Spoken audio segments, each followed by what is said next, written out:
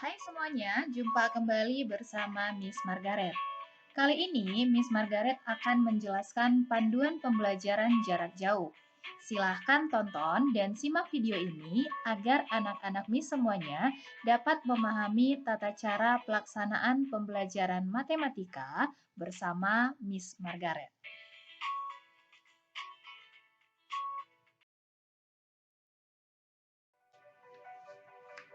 Seperti yang telah kita ketahui, penyebaran pandemi virus corona atau COVID-19 di Indonesia membuat banyak sekolah menghentikan proses pembelajaran tatap muka.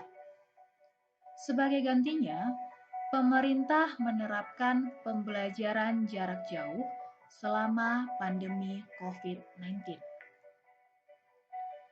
Nah, apa yang dimaksud dengan pembelajaran jarak jauh dan mengapa dilaksanakan pembelajaran jarak jauh? Berikut adalah penjelasannya.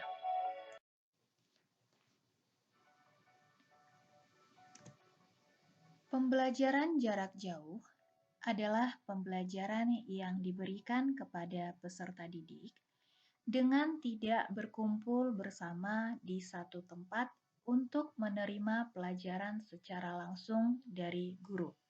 Nah, pada gambar berikut kita tampak bahwa ini merupakan gambaran cara kita belajar sebelum terjadinya pandemi COVID-19.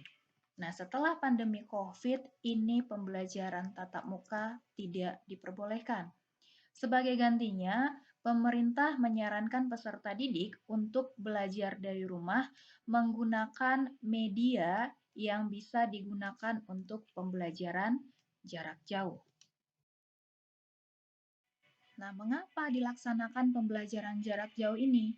Nah, pembelajaran jarak jauh pada masa pandemi COVID itu dilaksanakan untuk menghindari penyebaran sekaligus memutus mata rantai penyebaran COVID di lingkungan sekolah dan di lingkungan masyarakat. Itulah alasannya mengapa pelaksanaan pembelajaran jarak jauh ini harus kita laksanakan.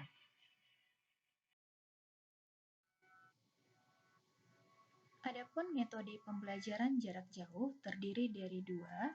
Yang pertama, pembelajaran jarak jauh dalam jaringan atau yang disingkat daring. Dan yang kedua, pembelajaran jarak jauh luar jaringan atau yang disingkat luring. Dalam jaringan atau daring ini merupakan pembelajaran online menggunakan laptop atau handphone melalui aplikasi pembelajaran daring. Sedangkan untuk luar jaringan atau luring ini dilaksanakan secara offline. Caranya dengan menggunakan televisi, radio, modul belajar mandiri, serta lembar kerja, bahan ajar cetak, dan media belajar dari lingkungan sekitar.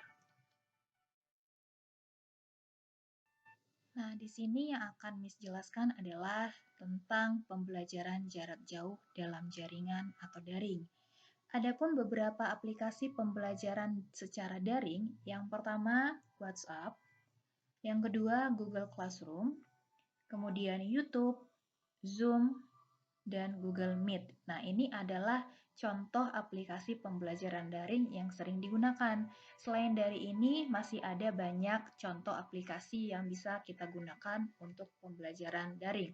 Nah, pada pembelajaran matematika bersama Miss Margaret, yang kita gunakan adalah WhatsApp dan Google Classroom. Berikut ini akan Miss jelaskan cara melaksanakan pembelajaran melalui WhatsApp Group. WhatsApp Group merupakan media komunikasi antara guru dan siswa untuk menyampaikan informasi penting terkait pembelajaran. Siswa wajib mematuhi segala aturan yang telah dibuat selama melaksanakan pembelajaran daring. Kemudian, dalam melakukan komunikasi di WA Group, wajib menggunakan bahasa yang santun dan harus memperhatikan etika dalam berbicara. Pembahasan di WhatsApp Group hanya mengenai pembelajaran, dan siswa tidak dibenarkan membahas masalah pribadi di WhatsApp Group. Apabila ada hal yang belum dimengerti, siswa dapat bertanya kepada guru di WhatsApp Group menggunakan bahasa yang santun. Nah, berikut adalah tata cara pelaksanaan pembelajaran selama daring menggunakan WhatsApp Group. Mohon diperhatikan untuk tetap menggunakan bahasa yang santun dan mematuhi segala aturan yang telah dibuat. Berikutnya adalah tata cara pelaksanaan pembelajaran melalui Google Classroom. Google Classroom merupakan media pembelajaran yang berisi materi atau bahan ajar yang dibuat oleh guru dan tugas atau latihan untuk dikerjakan oleh siswa terkait dengan materi yang disampaikan. Sebelum memulai pembelajaran, siswa wajib mengisi daftar hadir pada kolom komentar di materi yang dibagikan oleh guru sesuai dengan jadwal yang telah ditentukan. Selama pembelajaran berlangsung, siswa harus tetap mematuhi aturan atau disiplin dan memperhatikan sopan santun dalam berbicara. Dan apabila ada hal yang belum dimengerti, siswa dapat bertanya kepada guru melalui Google Classroom menggunakan bahasa yang santun. Jadi berikut itu adalah beberapa aturan yang harus dipatuhi selama melaksanakan pembelajaran melalui Google Classroom. Berikut ini adalah tutorial pembelajaran daring melalui Google Classroom. Adapun yang akan kita jelaskan di sini adalah yang pertama, cara bergabung di Classroom dengan kode kelas. Yang kedua, cara melihat materi dan tugas di Classroom. Dan yang ketiga, cara mengirim tugas di Classroom. Bagian pertama, cara bergabung dengan kode kelas. Berikut adalah tahapan untuk bergabung ke Classroom menggunakan kode kelas. Yang pertama, buka aplikasi Google Classroom yang sudah terpasang di HP Android. Apabila menggunakan laptop, ketik classroom.google.com pada browser. Nah, ini adalah gambar dari aplikasi Google Classroom-nya. Setelah itu, jika belum bergabung dengan kelas, ketuk tanda plus atau tanda tambah pada bagian sudut kanan bawah, kemudian pilih gabung ke kelas. Jadi nanti kalau ada tanda tambah pada HP Android, klik tanda tambahnya, kemudian di situ ada pilihan gabung ke kelas.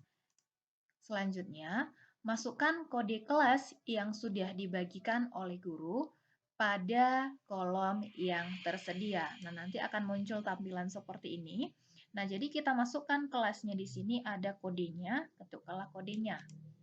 Nah, setelah kita tulis kodenya, kita ketuk tulisan join apabila kode kelas yang dimasukkan sudah benar. Dan apabila kita ketuk join, maka secara otomatis kita akan bergabung ke kelas tersebut.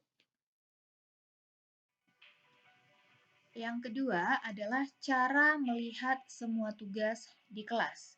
Nah, berikut adalah tahapannya. Yang pertama, kita ketuk dulu aplikasi Classroom yang ada di HP Android. Ini tampilannya. Kemudian, ketuk kelas, lalu pilih tugas kelas atau nanti tampilannya di layar HP kalian seperti ini. Setelah itu, di kanan atas, ketuk tugas Anda. Nanti di bagian kanan atas, di sini, kita pilih tugas Anda. Selanjutnya, ini boleh dilaksanakan atau boleh tidak. Untuk memfilter tugas, ketuk filter atau lambang yang seperti ini. Kemudian, pilih ditugaskankah, dikembalikan, atau tidak ada. Setelah itu, kita ketuk judul untuk melihat petunjuk atau masukan yang telah diberikan oleh guru. Nah, jadi itu adalah cara untuk melihat tugas yang sudah dibagikan di kelas. Nah, selanjutnya misalkan menjelaskan cara yang ketiga yaitu cara mengirim tugas kelas. Nah, bagaimana cara mengirim tugas kelas? Langkah pertama tetap kita ketuk dulu aplikasi Classroom-nya di HP Android. Setelah itu kita ketuk kelas, kemudian tugas kelas, lalu pilih tugas. Nah, pada kartu tugas Anda, ketuk luaskan. Nah, atau geser panah ke atas. Misalnya nanti tampilannya seperti ini kan ada tanda panahnya. Jadi ini nanti kita geser ke atas, kita scroll ke atas. Setelah itu nanti muncullah pilihannya seperti ini. Untuk melampirkan item, ketuk tambahan lampiran, kemudian ketuk apakah nanti filenya itu ada di drive, atau link, file, atau langsung kita bisa ambil fotonya, atau kita rekam video. Jadi kalau seandainya kalian sudah mengerjakan tugasnya di buku latihan, dan gurunya meminta kalian untuk mengirim foto, nah ambil fotonya di sini. Nah, setelah itu ketuk serahkan atau di sini tampilannya pakai bahasa Inggris itu sama dengan turn in. Nah, setelah itu kita konfirmasi. Nah, status tugas akan berubah menjadi diserahkan. Nah, apabila statusnya sudah berubah menjadi diserahkan, maka tugas yang kalian kirim sudah sampai kepada guru untuk dinilai atau diperiksa.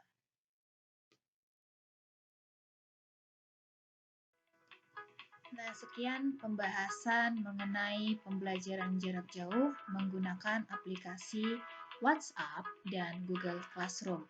Nah, semoga apa yang Miss jelaskan dapat bermanfaat.